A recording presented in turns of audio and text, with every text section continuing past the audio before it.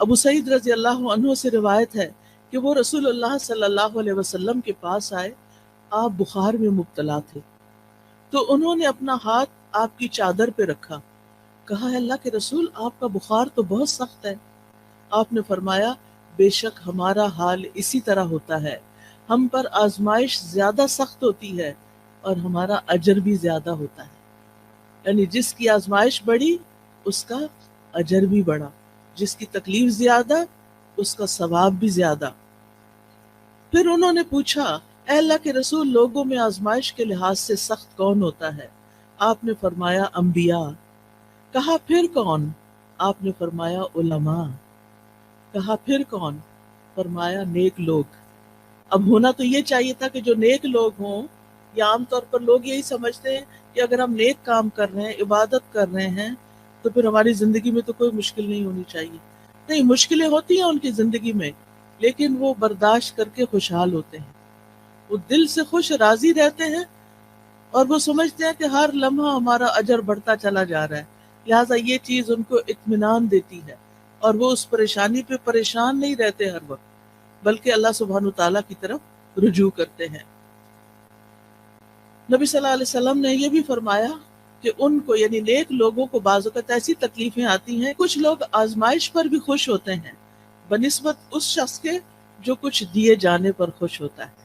یعنی عام لوگوں کا حال کیا ہوتا ہے کہ جب ان کو کچھ دیا جاتا ہے تو وہ خوش ہوتے ہیں، لیکن انبیاء اور نیک لوگ جب ان پر کوئی تکلیف آتی ہے تو خوش ہوتے ہیں، وہ سوچتے ہیں کہ ہمارے رب نے اس کام کے لیے چنا۔ اب رب کی بڑی حکمتیں ہوتی ہیں، وہ کسی پر اس کی وسعت سے بڑھ کے بوجھ نہیں ڈالتا۔ لا یکلف اللہ نفسا الا وسعها، اللہ کسی جان پر اس کی ہمت وسعت سے بڑھ کے بوجھ نہیں ڈالتا۔ لہا ما کسبت وعلیہا ما اکتسبت۔ مومن یہی دعا کرتا رہتا ہے، ربنا لا تؤاخذنا ان نسینا او اخطانا ربنا ولا تحمل علینا کما حملته علی الذین من قبلنا ربنا ولا تحملنا ما لا طاقت لنا به۔ یعنی جب ان کو تکلیف آتی ہے تو وہ سوچتے ہیں کہ اگر یہ تکلیف ہمارے گناہوں کی وجہ سے ہے تو کہ دعائیں کرتے ہیں، یا اللہ تو ہمیں پکڑنا، ہمیں نہ پکڑنا، اگر ہم بھول گئے یا ہم نے کوئی غلطی کر لی ہے تو اس پر ہماری پکڑ نہ کر، اللہ ہم پہ وہ بوجھ نہ ڈال جو ہم سے پہلے لوگوں پہ ڈالے گئے، اللہ ہمیں وہ بوجھ نہ اٹھوا جس کے اٹھانے کی ہم میں طاقت نہیں، جس کی ہم ہمت نہیں رکھتے، یا اللہ اس تکلیف کو اتنا نہ بڑھا دینا کہ ہم اسے برداشت نہ کر سکیں۔ لہٰذا وہ اللہ تعالیٰ کی طرف رجوع کرتے رہتے ہیں اور کہتے ہیں وَلَا تُحَمِّلْنَا مَا لَا طَاقَةَ لَنَا بِهِ وَاعْفُ عَنَّا، ہمیں معاف کر دیجئے، وَاغْفِرْ لَنَا، ہمیں بخش دیجئے، وَارْحَمْنَا، ہم پہ رحم فرمائیے، یا حی یا قیوم برحمتک استغیث۔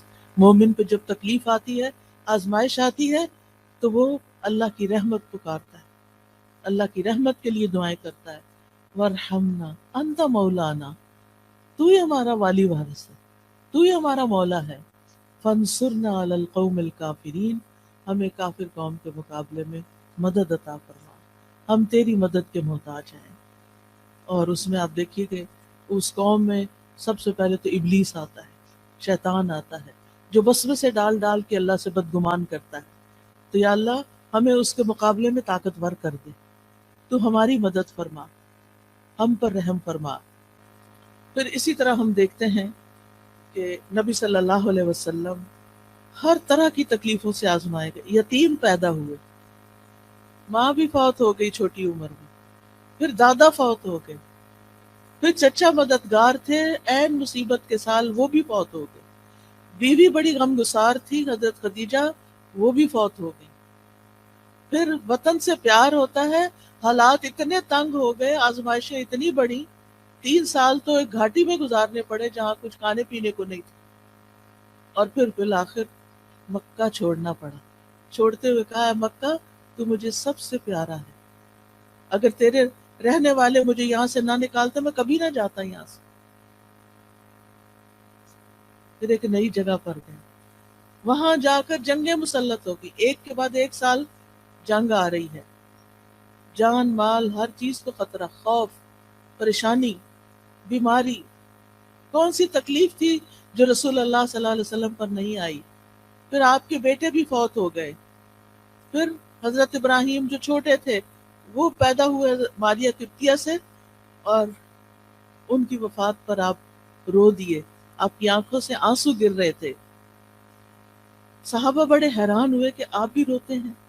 آپ نے فرمایا ان العین تدمع والقلب والقلب يحزن ولا نقول الا ما يرضى ربنا وانا بفراقك یا ابراہیم لمحزونون.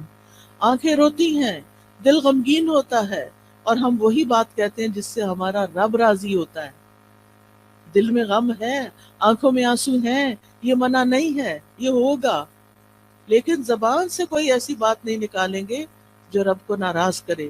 اور اے ابراہیم، تیری جدائی سے ہم بڑے غمگین ہیں، یہ تو ہمیں چھوڑ گیا ہے، ہمیں غم ہے. سوال یہ پیدا ہوتا ہے کہ یہ تکلیفیں آتی کیوں ہیں، کیا مقصد ہے ان کا؟ تو سب سے پہلی بات تو یہ کہ اللہ تعالی ہمارا امتحان لیتے ہیں. امتحان میں جو کامیاب ہو جاتا ہے اس کے درجے بلند ہو جاتے ہیں، اور جو فیل ہو جاتا ہے وہ نیچے چلا جاتا ہے. تو یہ انسان کو بلند درجے دینے کے لیے آتی ہیں. حدیث میں آتا ہے بے شک بندے کے لیے جب اللہ سبحانہ تعالیٰ کے ہاں ایک مقام مرتبہ مقدر ہو چکا ہوتا ہے، یعنی اس کو وہ بلند مقام دینا ہے، لیکن وہ بندہ اپنے اعمال کی بنا پر اس تک نہیں پہنچ سکتا، یعنی عمل اس کے کم ہے. درجہ اللہ کے ہاں بڑا لکھا ہوا ہے کہ اس کو یہاں تک پہنچنا ہے، تو اللہ تعالیٰ اسے اس کے اپنے جسم میں یا مال میں یا اولاد کی آزمائش میں ڈال دیتا ہے، کیونکہ اللہ نے اس کو بلند درجہ دینا ہوتا ہے. اب انسان سوچتا ہے کہ اور لوگ تو مزے سے جی رہے ہیں، ان کو تو کوئی تکلیف نہیں، وہ تو آرام سے چل لیتے ہیں، مجھے ہی کیوں تکلیف ہے، سب کی اولاد اتنی صحت مند ہے، میرا بچہ کیوں بیمار ہے، سب کے شوہر اتنے اچھے سلوک کرتے ہیں، میرا شوہر مجھے کیوں نہیں پوچھتا. یہ دراصل آپ کا امتحان ہے. آپ اس تکلیف سے گزر رہی ہیں، یہ اللہ سبحانہ تعالیٰ کے ہاں آپ کے درجے بلند کر رہی ہے اگر آپ صبر کر رہے ہیں.